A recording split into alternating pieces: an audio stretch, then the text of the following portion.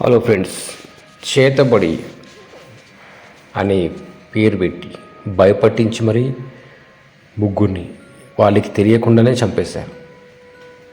అసలు ఎందుకు చంపాల్సి వచ్చింది? స్వార్థం.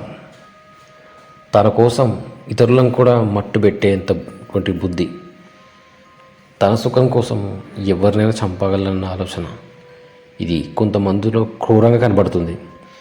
మరి కొంతమందిలో ఎందుకు లేవో కొన్ని పనులను బనిగొనడం అనుకుంటారు. ఇలాంటి ఒక సంఘటన జరిగిందండి మన పూణేలో.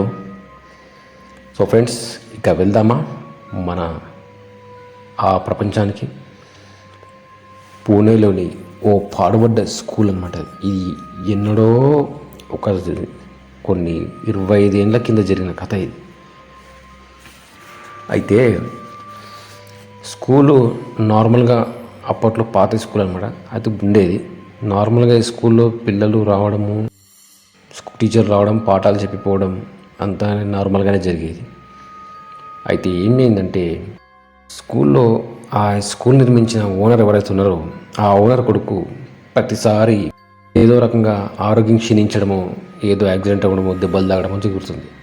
ఆ స్కూల్కి ఇచ్చి ఇంటికి వెళ్ళేంతలో వరకు ఏదో ఒకటి దెబ్బలు తగిలి. ఇలా ఎందుకు జరుగుతుందని చెప్పేసి ఆ ఓనర్ ఏం చేశాడంటే ఓ చోటుకి తీసుకెళ్ళాడు. ఒక చోటుకి తీసుకెళ్ళి అక్కడ ఆంజనేయ స్వామి టెంపుల్ ఉంటుంది. ఆ టెంపుల్లో ఆ బ్రాహ్మణుడికి అడిగితే అతను ఏం చెప్పాడంటే, మీ అబ్బాయి ఇలా ఆరోగ్యం క్షీణించడానికి, ఇలా యాక్సిడెంట్లు అవ్వడానికి కారణం మీరు నడుపుతున్న స్కూల్ అంటాడు. అంతే, ఈ స్కూల్ ఓనర్కి ఫ్యూజులు ఉడిపోతాయి. అదేంటి, స్కూలు నిర్మాణం సరిగ్గా లేకపోతే మాకు ఎఫెక్ట్ వస్తుందా? స్కూల్లో ఉన్న పిల్లలకు కాదా అంటే, డబ్బులు పెట్టి కట్టింది మీరు కదా, మీకు సమస్యలకు వస్తుంది. పిల్లలు ఏముంది, వస్తారు, పాఠాలు చెప్పుకొని పోతారు. అసలు ఏం ప్రాబ్లం ఉంది అని అడుగుతాడు. లోన భూమికి శాంతి పూజ చేయాలి అంటే ఎందులోకంటే ఓ మూలన నాకు సమస్య కనిపిస్తుంది అన్నాడు. అయితే సమస్య ఏంది అంటే, అది నేను చెప్పలేను, మరొక చోటుకి చెప్తాను, ఆ చోటుకి వెళ్తే వాళ్ళు చెప్తారు క్లియర్గా అని చెప్తాడు. అయితే ఆ వివరాలు తెలుసుకొని ఓ సమయం చూసుకొని అటుగా వెళ్తాడు. అటుగా వెళ్ళిన అతనికి ఆ వెళ్ళే దారిలో మధ్యలో వారు పడ్డ తిప్పలు అలా ఇలా కాదు. నైట్ పంతులు ఆ బ్రాహ్మణుడు ఏం చెప్తాడంటే, ఇది డేలో కాదు, నైట్లో ప్రయాణం అసలు చేయద్దు, డేలో వెళ్ళాలి అంటాడు. ఎట్టి పరిస్థితుల్లో మీరు నేను చెప్పిన చోటుకి డేలో వెళ్ళాలి, నైట్లో వెళ్ళరాదు అని చెప్తాడు. సరే, డేలోనే వెళ్తామంట. అసలు అతను చెప్పిన ప్రదేశం ఏంది, ఎవరి దగ్గర పంపుతున్నాడంటే, అతడు పెద్ద మాంత్రికుడు, మహామంత్రికుడు. ఫోటో చూస్తే గత జన్మ కూడా చెప్పేంత శక్తి ఉన్నాడు. అయితే ఆ మాంత్రికుడి దగ్గరికి వెళ్ళి బయలుదేరారు. కానీ వీళ్ళకు కొన్ని కారణాల వల్ల ఉదయం వెళ్ళడం కుదరలేదు. సాయంత్రం తర్వాత 4 గంటలకు బయలుదేరారు. ఏమవుతుంది జాగ్రత్తగా వెళ్దామని. కానీ మార్గమధ్యలో వీళ్ళకి వెళ్తున్నప్పుడు వీళ్ళు పడ్డ తిప్పలు అలా ఇలా కాదు. ఆ రాత్రి వీళ్ళు వెళ్తున్నప్పుడు కారుకు ఎదురుగా ఎవరో ఒక మహిళ నించున్నది. అయితే ఎవరా మహిళ అని చెప్పేసి కారు ఆపితే ఆ మహిళ కాసేపు దాకా రెప్పగొట్టకుండా వీళ్ళ తండ్రి కొడుకులు ఇద్దరు దిక్కే చూసింది. ఆ తండ్రి కొడుకులు కూడా అటువైపు చూశారు, కానీ వాళ్ళకి తను చూడలేకపోయారు. ఎందుకంటే ఆ రూపం చాలా వికృతంగా ఉంది. జుట్టంతా విరబోసుకొని వెంట్రుకల మధ్యలోంచి కళ్ళతో వీళ్ళిద్దరిని చూస్తూ ఉంది. కారుని మెల్లగా వెనక్కి చూపించారు. డోర్ తీసి ఎట్టి పరిస్థితుల్లో బయటికి వెళ్ళొద్దన్నారు. అసలు ఇది నిజంగా పిచ్చిదా లేక సైకోనా అని అనుకుంటారు.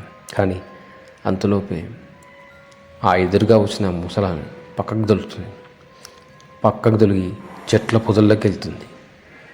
దరిద్రం వదిలింది అనుకొని వీళ్ళు ఇద్దరు ముందుకు వెదవుతారు. కానీ అది దాటి ముందుకెళ్ళినప్పుడల్లా వీళ్ళకి వెనకన కారు పైన ఏవో శబ్దాలు వస్తుంటాయి. అసలు కారు పైన ఎవరున్నారా అనుకుంటే వారికి అనుమానం వస్తుంది. ఆ వెళ్ళిన ముసలామెనే దయ్యం రూపంలో కారుపై కూర్చోవచ్చు ఎంతైనా మహా డేంజరే. పంతులు రాత్రి ప్రయాణం చేద్దన్నాడు, ఎందుకేనేమో స్ట్రైట్గా వెళ్ళు, అసలు ఎట్టి బస్సులో ఎంత శబ్దాలు వచ్చినా సరే కార్ డోర్ తీయరాదని గట్టిగా పట్టుకొని ముందుకెళ్తారు. అయినా డోర్ అలాగే శబ్దం వస్తుంటుంది. కారు వెనకాల నుంచి ఎవరో బైక్ హారన్ కొడుతూ వస్తుంటుంది. ఆ బైకు అద్దంలోంచి చూస్తే కనబడదు, కానీ వెనక నుంచి మాత్రం ఏదో బైక్ వచ్చి బాగా హారన్ కొడుతున్నట్టుగా ఉంటుంది. మళ్ళీ వెనక తిరిగి అద్దంలోంచి చూస్తే అక్కడ ఎవరు కనపడరు, ఎలాంటి బైకు ఉండదు. కానీ మళ్ళీ ముందుకు మడిగితే వెనక నుంచి బైక్ ఒకటి హారన్ కొడుతూ వస్తుంటుంది. కాసేపు కారు ఆపుదామని కారు ఆపి ఇద్దరు వెనక్కి తిరిగి చూస్తారు, అక్కడ ఎవ్వరు ఉండరు. చుట్టూ చీకటి, అదొక కారాడివి. ఇంకెంత కిలోమీటర్లు ఉందా అంటే దాదాపు ఇంకా 65 కిలోమీటర్లు ఉంటుంది. ఇంకా 65 కిలోమీటర్లు ప్రయాణించాలి. అప్పటికి సమయం 1:30 అవుతుంది. ఈ 1:30కి ఇక్కడ ఆపి కాసేపు పండుకుందామంటే కూడా బాగలేదు. ఇది మన ఏరియా కాదు, మన ప్రదేశం కాదు అనుకొని ఎలా చేద్దాం అనుకొని మెల్లగా పక్కన ముందును అంటే మధ్యలో ఏమైనా దాబాలు వస్తే దాబాలు అక్కడ ఆగి టీ దామందాం అనుకుని చూస్తుంటే ఆ అడవిలో ఎక్కడ దాబా కాదు కదా, కనీసం పాడుపడ్డ బంగ్లాలు కూడా ఉండవు. అలాగే ముందుకు వెళ్తారు. వెళ్ళంగా వీళ్ళకి నిద్ర వచ్చేస్తుంటుంది, ఎటూ తేలదు. అలాగే వెళ్తుంటారు. ఏదోలే కాస్త ఆ కారు శబ్దము ఆ బైక్ శబ్దము వచ్చిన తగ్గిపోయిందిలే అనుకుని హాయిగా ప్రశాంతంగా కూర్చుంటారు. ఇలాగ ఒక 20 కిలోమీటర్లు వెళ్ళంగా ఓ దాబా ఎదురవుతుంది. అదొక చిన్న పాడుపడ్డది. అందులో ఒక ముగ్గురు మాత్రమే ఉంటారు. ఒకరు టీ కలుపుతుంటారు, ఇద్దరేమో కూర్చొని వారితో మాట్లాడుతుంటారు. అక్కడికి వెళ్ళి టీ ఆర్డర్ చేసి టీ తాగుతారు. టీ తాగిన తర్వాత ఇక అక్కడి నుంచి బయలుదేరుతారు. అంతే, ఇంకెక్కడ ఆగద్దు, డైరెక్ట్గా అడికి వెళ్ళాలని చెప్పేసి వెళ్ళంగా తెల్లారేసరికి 4 గంటల వరకు అక్కడికి చేరుకుంటారు.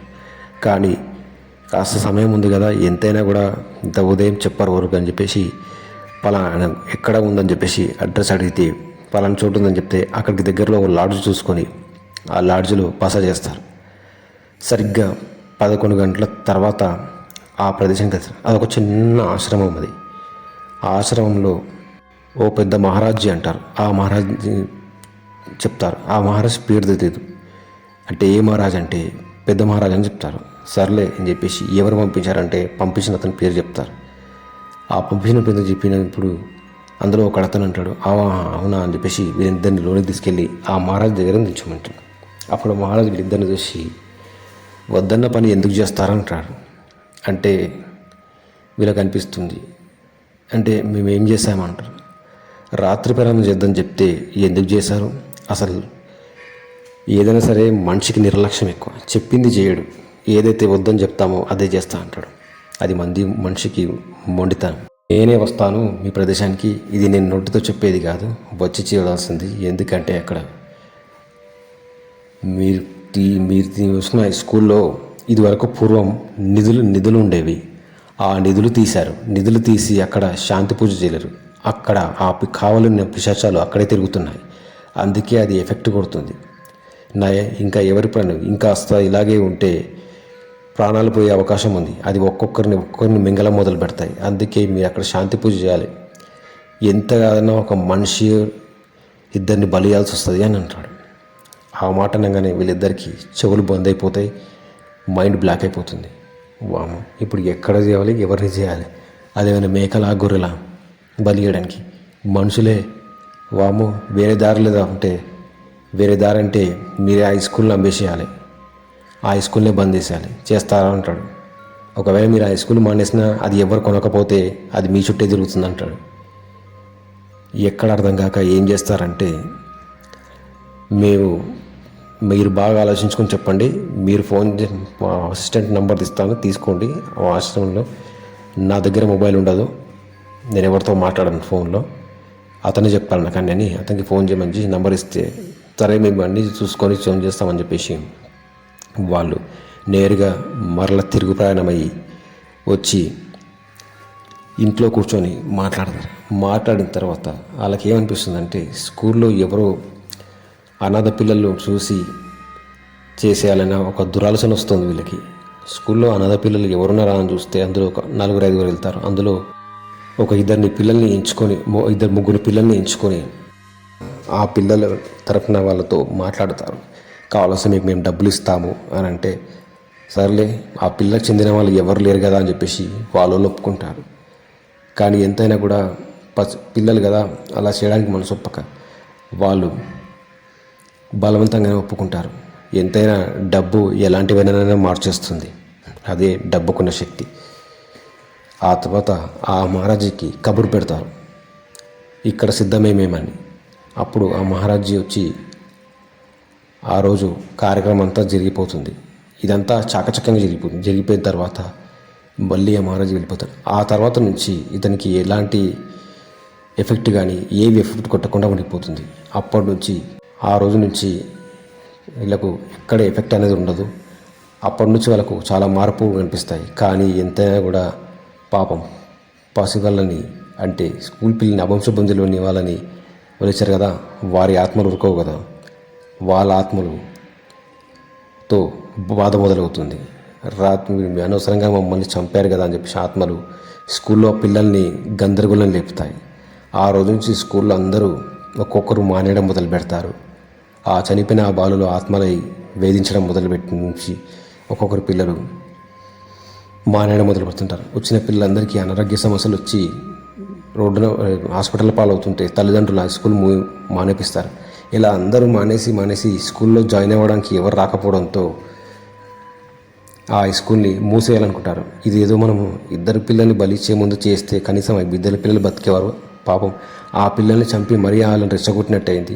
ఆ పిల్లలే ఆత్మలై తిరుగుతున్నారని చెప్పేసి వాళ్ళిద్దరూ బాధపడతారు. చేసిన తప్పు తెలుసుకొని మేము చేసాం ఘోరమైన పని, ఇట్లాంటి పని చేయమని చెప్పేసి పశ్చాత్తాపంతో ఆ క్షణం ఆ స్కూల్ని మూసేసి వదిలేసేస్తారు. అంతే. అప్పటి నుంచి ఆ స్కూల్ ఒక భూత్ బంగ్లాగా మారిపోయింది. ఆ ప్రదేశం, ఆ చుట్టుపక్కల కూడా చీకటి పడితే ఎవ్వరు పోరు. ఆ 2 పిల్లలు ఆత్మలై తిరుగుతుంటారు. రాత్రి వేళలో ఆ ఏడుపులు శబ్దాలు వినిపిస్తుంటాయి. ఆ స్కూల్ పై భాగంలో ఆ టెర్రాస్ పైన ఆ బాలుడు నిలబడ్డట్టుగా కనిపిస్తుంటాడు. ఒక బాలుడు కిటికీలోంచి చూస్తున్నట్టుగా, ఒక బాలుడు పైన ఉన్నట్టుగా, అలా వాళ్ళు ఆత్మలు తిరుగుతుంటాయి. అక్కడ చుట్టుపక్కల తిరిగే స్థానికులంతా రాత్రి వేళలో చాలామంది అక్కడ ఆత్మలు చూశామని చెప్తుంటారు. సో ఫ్రెండ్స్, ఇది ఒక ఇంట్రెస్టింగ్ ఫ్యాక్ట్. ఇది మన పూనాలో 25-30 ఏళ్ళ కింద జరిగిందట. సో ఫ్రెండ్స్, ఈ వీడియో కనుక నచ్చితే లైక్ చేయండి, షేర్ చేయండి, మరియు మీరు ఒకసారి నా ఛానల్ సబ్స్క్రైబ్ చేయండి. మరొక జరిగిన సంఘటనతో, నిజ జీవితంలో జరిగిన సంఘటనతో మీ ముందుంటాను. అంతవరకు సెలవు. నమస్తే, బాయ్.